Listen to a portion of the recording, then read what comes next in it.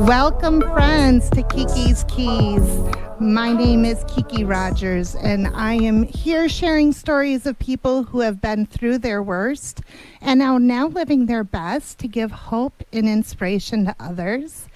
And I do want to say a disclaimer. We do talk about very sensitive subjects, sometimes trauma, death, and so forth. So that is just a little warning. Otherwise, I hope you all enjoy our show today. I am joined with a very wonderful guest. Her name is Kathleen Pickrel. Hi, Kathleen. Welcome to the show. Hi, Kiki. Thanks for having me. Oh, I'm so glad to have you here. I was introduced to you through Mimi from We Care Tucson, a wonderful sponsors of ours here on the show and guest in the past as well. And Mimi wanted me to visit with you because you have quite an amazing story of taking a tragedy and turning it into something positive in your life. And so thank you for coming on and being willing to share about that. Well, thank you so much for having me. And if I can help in any small way, that's what I want to do. Well, we're glad to have you. Tell us a little bit about yourself and your family, Kathleen. So starting back... Well, you have two children and then also some stepdaughter, correct? Yeah. I have two children, Caitlin and Ian. So Caitlin is, well, I guess I shouldn't, well, maybe I should say their age. She's 31 and she is a Tucson almost native. She was 8 months old when we moved here from California. She now lives in Wisconsin and we can't wait for her to move back, hopefully in another year or two. And then my wonderful son, Ian, he is a Tucson native. He's 29 and he lives here in town. And she's not quite a stepdaughter, but I have a partner who has a daughter, Elise, and I love being part of their family as well. Well, that's awesome. And when you say we, you moved here at the time with your husband and the father of your children, correct? Yes, we moved here in 1993. He was an engineer with Raytheon, and so we worked together at General Dynamics in Pomona, California, and then ultimately became Hughes, became Raytheon, and we moved out here in 93 with that transition. And your husband's name's Terry. Terry, yes. Yes. But not everything is, a magical Disney story. Sometimes things do go wrong in our lives, correct? And you unfortunately lost Terry at a very young age, correct? Yes, he passed away at the age of, it was 58, but he died from heart issues, and he had his first heart attack at 45. So he was young. Wow. When he had his first heart attack, were there any warnings or signs? There really weren't, and he didn't even have traditional symptoms. Sometimes they say women don't have traditional symptoms, but men also may not have traditional symptoms. So, they're the vague things like, the stomach and not the pain running down your left arm. So it was sudden. He had been living a very, active lifestyle, and then one day, in the middle of the night, he was in the bathroom, and I said, "Are you okay?" And he didn't answer, and he came walking out, and I said, "Are you okay?" And he said, he didn't really answer. And then so I said, "So he didn't seem like himself?" He was disoriented and just kind of standing there, and I said, "Do you want me to call 911?" And he didn't answer, and I said, "Do you want me to call 911?" And he's like, "I'm thinking," and I'm like, "Oh dear Lord." So I started to call 911 and he collapsed right there in the bedroom. And it was like 3 a.m. That was when he was 45 years old? Yeah. That had to have been just scary in of itself at that time. Yeah, I was 35. Oh, so wow. I was 10 years younger. Wow. And then was, I assume, hospitalized. Did he have any surgeries or procedures after that first heart attack? He had stents put in, several stents put in. He was at TMC for a while, and the one thing I remember when he came home was, and people who've gone through this can probably really relate to this, is when he came home and then it was time to go to sleep, we couldn't sleep because we were just afraid, like he would go to sleep and not wake up. So there's just that. kind of PTSD Right. going, and so that took kind of a long time to get over that. So we weren't sleeping very much. We were just kind of laying in bed together like, okay, hope I nothing understand happens. that. Yeah. My own story of loss of losing my son was we were woken up from a sleep, from the police at the door. And so I understand that associating sleep with the trauma and being afraid to go back to sleep and being able to rest because you're on edge of something bad happening. Yeah, it kind of lives in your body, doesn't it? Yes, yeah, almost. I think traumas do affect us on a cellular basis. I believe that fully. Yeah, Mhm. definitely. But you guys still had a good, was it 12 years? It was 13 more years. 13 and more so, years. And between that time, there were a couple more heart attacks. There were more stents placed. There were, angiograms and stress tests. And at one point, he went in for just a routine angiogram, and it turned out the widowmaker, they call that, was 99% blocked. So they caught that one just in time. And he just was, I say he was a plaque magnet. It was genetic.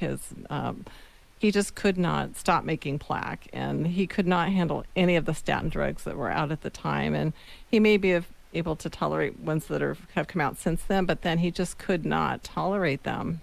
And now you, at this time, were working as a social worker, correct? Correct. And in the healthcare field at that point? Mm-hmm. Yeah, my social work career is with medical social work, so I've worked primarily for most of that career with cancer patients. Okay. Did you feel like that experience helped you with being there for your husband and his healthcare journey? Yes and no. I think yes on the intellectual level, right? But then when it's you, it's always different.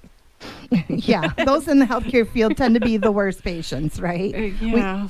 Yeah. And it's just, it's harder when you're emotionally involved. That's definitely true. So what was some of your lessons or something that surprised you through that journey of him and his health heart? It was, we just kept living life, really. It was, but you're always a little on edge, right? You're always like waiting for that next thing to happen. And then, and then it did happen. And then it did. In 2014, he went in for a routine angiogram. He had some, an episode, and we went to the cardiologist who did a stress test and said, everything looks about the same as you were 3 years ago, but let's do an angiogram. And he went in for the angiogram, and unfortunately, he died on the table having a routine angiogram. Was that harder not being with him at that moment? It was such a strange, surreal experience. So I was out in the waiting room. My mom was with me, and I heard them call the code, but I'm like, there's a lot of people in there having procedures. It probably isn't him. But I was on edge at that point. And then about 15 minutes later, the nurse case manager walked out, and she walked straight over to me. And I'm like, oh, no, this is not good. And she said, we're trying to revive him. I'll come back out in a little bit and let you know how it's going.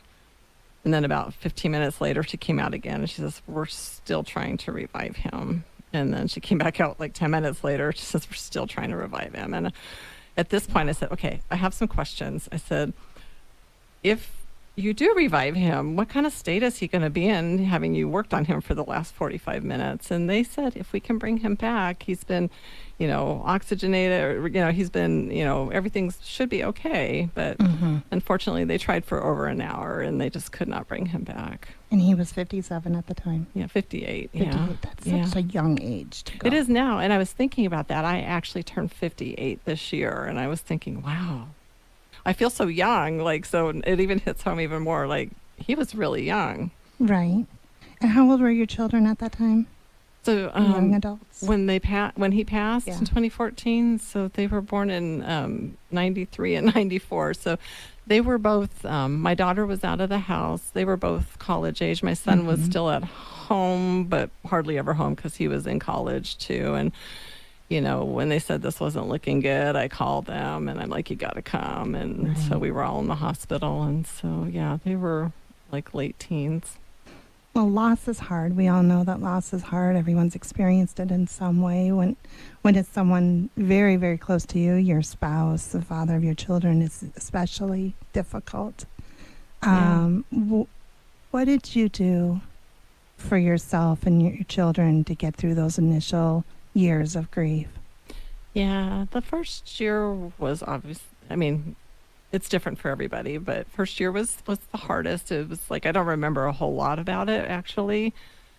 I what did I do? That's a good question. Felt really weird and out of sync with the world, I think was the biggest thing. It was you're grieving and people, they're living their lives, they're supportive, but now all of a sudden you don't have your base, people are busy with their lives. So Right. you're not a part of it. Well, gosh, we're already at the break time, so we're going to take a little break and give some attention to our sponsors. We're with Kathleen Pickrel. She's here sharing about how she went through the loss of her first husband and father of her children from a heart attack, and we're going to talk more with her after this break. Thank you. And we are back with Kiki's Keys to Unlocking Your Best Life, sharing stories of people who have been through their worst, now living their best. We are here with Kathleen Pickrel, and she was sharing about the worst, going through the loss of her husband very unexpectedly from a heart attack at 58 years old. And we were talking during the break on how surprised we are that you're now 58 years old because you look so incredibly young. And my producer back there was just, his jaw was on the table. Oh, that's so sweet. That's very sweet. But you sharing about the loss of her husband, went in for an angiogram, didn't come out, unfortunately, alive, and had college-age children at the time, as well as losing really your partner in life, your other part of you. And we had been married 20 days short of our 25th wedding anniversary. Wow. And I had never lived on my own before. I went from being with my parents to being married. And yeah. Yeah, a lot of us have done that. Big change all of a sudden. So not only was I dealing with grief, I was dealing with having to live a whole different lifestyle and not have that backup, right? When it's two of you, you have that backup. There's the two of you together. You have someone to bounce things off of. All of a sudden, you're responsible for everything that you never were responsible for before. And you're saying how that first year was the hardest. And I actually kind of found that surprising because for myself, I hear this frequently, maybe with loss of children or something. It might be different than a spouse. But that first year for me was kind of going through the motions of all the firsts, because you're very cognitive of the fact that other person isn't with you anymore. Mm-hmm. And the second year is when it really hit me hard. Okay. Yeah. But, each person's grief journey is different. And that's why we're here and why we're sharing these stories, because there are people out there who are grieving and maybe going through that first year or second year and really having a hard time kind of finding their feet in it. And that's such an important point, too, because a lot of people think, oh, I'm doing this grief thing wrong, or, and there is no right or wrong. It's wherever you are, however you feel is perfectly normal. If it's becoming maladaptive, get some help, but you're not doing it wrong. That's a really good point. What are some things that you leaned in on that helped you through your grief journey? Probably the years of self-help books that I read all the way through my life. We don't get to middle age without other traumas and other things. And so I worked very hard all through my life with self-help. And I think for me, really, it was realizing or remembering that we are always creating, right? We are always creating our reality that's kind of a woo-woo way to say it, but no, that's great. And mostly it's unconsciously, but when you have what my father would call a significant emotional event, sometimes it opens your eyes to that fact, and then you remember that you actually get to choose. And so what I remembered is that number one, I'm always creating my own reality, and number two, to focus on and pay attention to what I want to bring into my life now. The past is gone, so, resistance is a tough one. It shouldn't be this way. Why is it this way? I've done everything right, all the things. So if you get stuck there, get some help, obviously. Been through therapy in the past, so, know that. But really, it's focusing on what do I want to bring into my life. And I actually I'm going to give this to you. This is really helpful, and anyone can Google this. It's personal values, and it's through the New Mexico Psychology Department. It's free, and there's 100 different values in there, and you cut them up into little squares, and you put them into not important to me, somewhat important to me, and you put them all in each a category, and then you take away the not important to me, and then you have to recategorize until you get to the top, like 4 or 5 of what's most important to you. Those are your values. Those are the things you want in your life. That's what you want to bring in.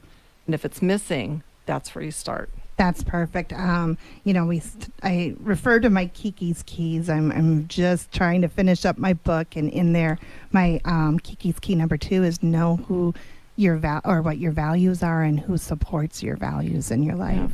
Yep. If you're feeling lost, uncertain, something's missing, that's where you start. And I think a lot of us have values that have been passed down to us from generations. Our parents, our grandparents, our family, our community, our culture.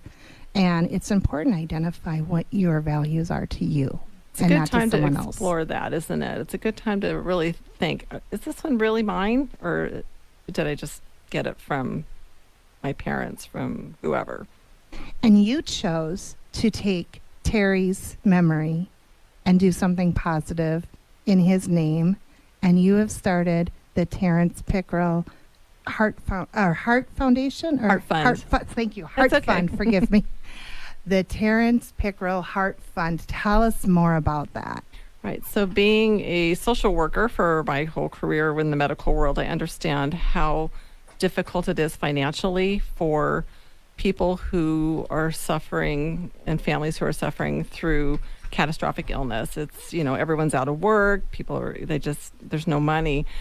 And I always thought if I were to start something that I would want to, give the money where it's needed in the moment. So we provide grants to advanced heart failure patients who are pre or post heart transplant or pre or post what's called LVAD, left ventricular assist device. You can Google it. But we provide grants of up to $500 for food, transportation, lodging, medicine, durable medical equipment, whatever is needed at that time. And it was an epiphany. I switched from the cancer world into becoming the heart transplant social worker at Banner. And when I was applying for that job, that's when I had the epiphany. It's like, oh, if I get this job, then I can start this foundation, and we provide grants to any of those heart patients that I mentioned throughout the state of Arizona, as long as they're receiving care in Arizona. Oh, that's incredible. How can people find out more information if they want to either apply for one of those grants or to donate or give back to your heart fund? If you want to apply for one of those grants, speak to your heart failure social worker, your heart transplant social worker. I'm connected with all of them. They know how to fill out the application. It has to come from a social worker. And then it's okay. And then if people are interested in donating, they can go to our website, which we're going to launch a new one next week, but the old one is still there. Same website, heartfundaz.org. Heartfundaz.org. Mm-hmm. Well, that's incredible. What's one of your favorite stories of the Heart Fund helping out a family? Oh my gosh.